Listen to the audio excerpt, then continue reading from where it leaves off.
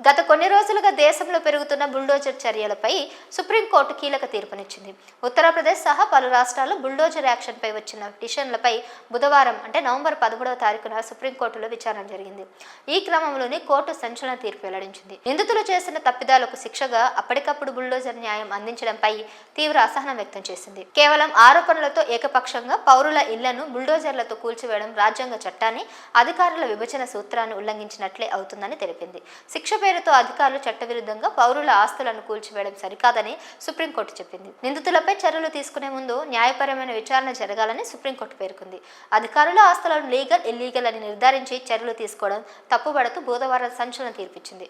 ఇటీవల పలు రాష్ట్రాల్లో నేరాలు చేసిన వారి ఇళ్లు, అక్రమంగా కబ్జా చేసిన వారి ఇళ్లను బుల్డోజర్లతో కూల్చివేస్తున్న విషయం తెలిసిందే. అయితే కొన్నిసార్లు అధికారుల చర్యల వల్ల బాధితులు తీవ్ర ఇబ్బందులు ఎదుర్కొంటున్నారు.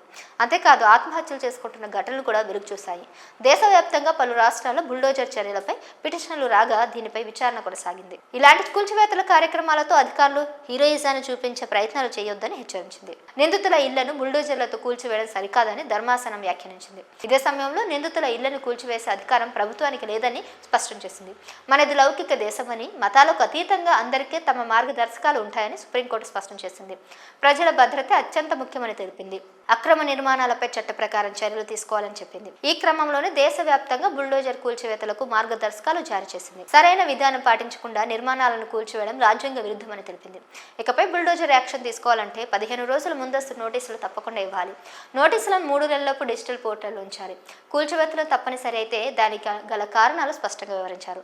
నోటీసులను రిజిస్టర్ పోస్ట్ ద్వారా పంపించాలి. కూల్చివేత సమయంలో వీడియోగ్రఫీ చేయాలి. ఈ నిబంధనలు ఉల్లంఘిస్తే కోర్టు ధిక్కారం అవుతుంది. నష్టపరిహారంగా అధికారుల జీతం నుంచి జరిమానా వసూలు చేస్తామని సుప్రీం సీరియస్ గా వార్నింగ్ ఇచ్చింది. ఉత్తరప్రదేశ్లో సీఎంగా యోగి ఆదిత్యనాథ్ బాధ్యతలు చేపట్టిన తర్వాత గ్యాంగ్స్టర్స్ మాఫియా ఇతర నేరాలు చేసే వారిపై కఠిన చర్యలు తీసుకుంటున్నారు.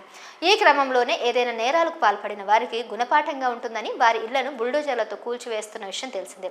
ఈ చర్యల వల్ల నేరం చేసిన వారితో పాటు అన్యాయంగా వారి కుటుంబ సభ్యులు కూడా శిక్ష అనుభవిస్తున్నారని విమర్శలు వెల్లువెత్తాయి. ఇల్లు లేక రోడ్డున పడాల్సిన పరిస్థితి ఏర్పడుతుందని బాధితులు ఆరోపిస్తున్నారు. తెలంగాణలో కాంగ్రెస్ ప్రభుత్వం అధికారంలోకి వచ్చిన తర్వాత సీఎం రేవంత్ రెడ్డి కీలక నిర్ణయాలు తీసుకుంటున్నారు. ఈ క్రమంలోనే అక్రమ నిర్మాణాలను కూల్చివేసేందుకు హైడ్రా వ్యవస్థను ఏర్పాటు చేశారు. అయితే హైడ్రా కూల్చివేతలపై పలు వర్గాల నుంచి తీవ్ర విమర్శలు వస్తున్న విషయం తెలిసిందే.